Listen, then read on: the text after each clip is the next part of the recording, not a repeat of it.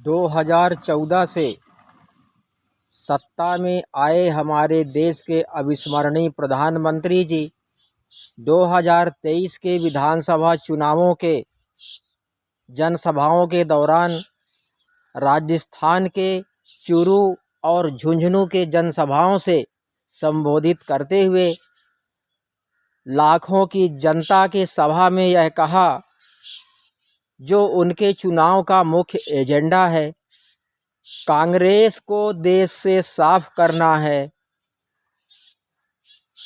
कांग्रेस को राजस्थान से आउट करना है। राजस्थान से आउट करना तो ठीक है, कांग्रेस की सरकार है तो वह उसे आउट करने का प्रयास कर रहे हैं, लेकिन कांग्रेस को देश से साफ करना है, यह विचित्र बात है। इसका अर्थ यह समझ में आ रहा है कि भारतीय जनता पार्टी की केंद्र की सरकार मात्र दलों को साफ करने में लगी हुई है, ताकि उनकी एक दलीय मजबूत व्यवस्था देश में कायम हो सके और कोई चैलेंज करने वाले दल उनके सामने खड़े ना हो सकें, ऐसा ही दिखाई देता है। और दूसरी बात यह है, अगर कांग्रेस जैसी संस्थाएं जो आज़ादी के बाद देश में कई वर्षों तक, यहाँ तक कि 6 दशकों तक शासन की, अगर कांग्रेस इन बातों पर गौर करती कि किसे कब साफ करना है, तो इस तरह की दल संगठन और इसके गार्जियन संगठन इस देश में पनप ही नहीं पाते। जैसा कि आज इनका विचार है कि यहाँ कांग्रेस को साफ करना है, वहाँ इस पार्टी को साफ करना है, इस स्टेट में इस पार्टी को साफ करना है। शायद इस विचारधारा के साथ बलवती होती इनकी जो कार्यवाही है। आगे उन्होंने अपनी सभा में यह कहा, कमल ही चेहरा है, कमल को जिताना है। क्योंकि अभी तक देखा गया था, भाजपा के लोग पिछले 2 लोकसभा चुनावों से छोटे छोटे कार्यकर्ता भी लोगों के बीच एक वक्तव्य फैलाते हैं, मोदी नहीं तो कौन, मोदी नहीं तो कौन। उनका कहना है कांग्रेस तो कोई अपना प्रधानमंत्री का उम्मीदवार घोषित नहीं करती। मध्य प्रदेश और विधानसभा के अन्य प्रदेशों के चुनावों के मामले में भी ऐसी बातें होते थे, शिवराज नहीं तो कौन। लेकिन इस बार चूँकि 2024 में लोकसभा के चुनाव को दृष्टिगत रखते हुए मात्र मोदी ही चेहरा हो पूरे देश में, तो अभी से ही प्रपोज किया गया शायद। और जो प्रदेश के दूसरे नेता हैं, उनका कहीं बहुत प्रभाव जनसभाओं में उन्हें प्रपोज नहीं किया गया, तो पूरी सभाएं प्रधानमंत्री जी ही लेते देखे गए अक्सर करके। और मध्य प्रदेश और छत्तीसगढ़ और दूसरे प्रदेशों में इनके चेहरे विधानसभा चुनावों में भी घोषित होते थे, जो इस बार कहीं दिखाई नहीं दिए, ना ही इन्होंने घोषणा की। और उसी सिलसिले में इन्होंने पहली बार अपने राजस्थान के चुनावी सभा में कहा कि कमल ही चेहरा है। तो अब ये खुद भी चेहरा क्यों नहीं घोषित करते हैं, यह एक सवाल है, जनता को पूछना चाहिए कि इन्होंने अपना मुख्यमंत्री का चेहरा क्यों नहीं घोषित कर रखा है किसी भी प्रदेश में जहां अभी चुनाव हो रहे हैं।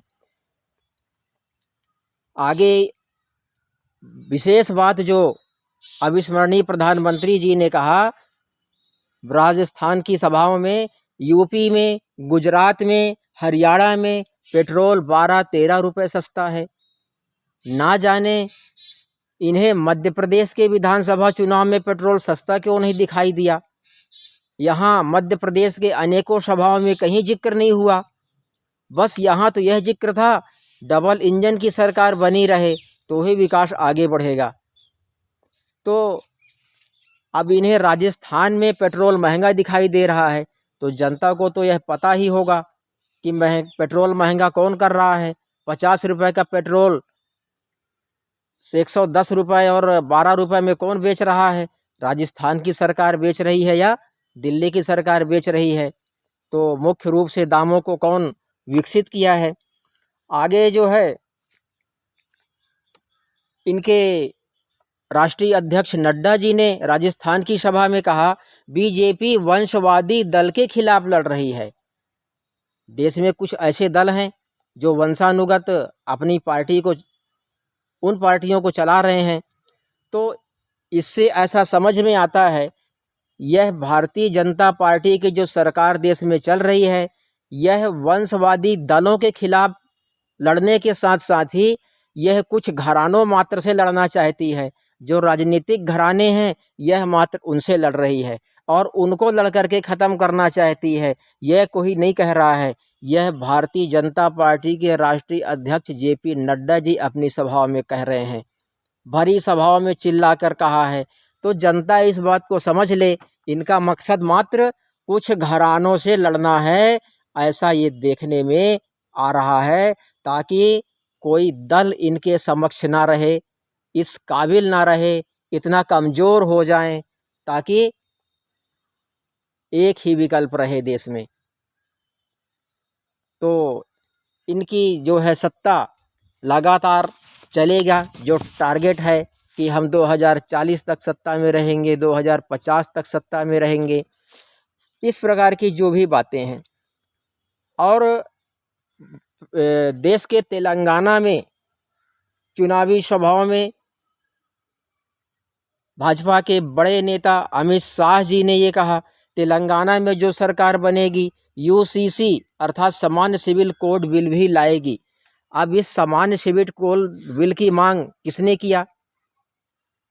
किसानों के लिए बिल की मांग किसने किया, जिसके खिलाफ 1.5 साल तक किसानों ने आंदोलन किया। जिस बिल की कोई मांग नहीं करता वह बिल आ जाते हैं, और 5 किलो उसके बारे में किसी से पूछा नहीं जाता। यह बिल लाया जाए कि नहीं, कहीं सभाओं में नहीं पूछा गया। यूसीसी बिल लाया जाए कि नहीं, कहीं सभाओं में नहीं पूछा गया। तो जनता की जो मांग नहीं होती उन पे नहीं पूछा जाता, जो उन्हें लाना है, जो उन्हें करना है। 5 किलो राशन देना हो तो उसका ऐलान लाल किले से किया जाता है। 5 किलो राशन को 5 साल तक और बढ़ाना है, गरीबों को अगले और 5-10 सालों तक और लोगों को गरीब बनाना है। इसके लिए चुनावी सभाओं से एक नहीं कई बार छत्तीसगढ़ की सभाओं में, मध्य प्रदेश की सभाओं में, राजस्थान की सभाओं में भाजपा के नेता अविस्मरणीय प्रधानमंत्री जी ने अपने चुनावी प्रचार सभाओं में ज़ोर ज़ोर से चिल्लाकर बताया। लेकिन यूसीसी बिल के बारे में और ऐसे किसी बिल के बारे में जिसका बाद में जनता ही विरोध करती है, ऐसे बिलों के बारे में किसी सभाओं में नहीं पूछा जा रहा है कि यह बिल हम लाना चाहते हैं, इस बिल को लाया जाए कि नहीं।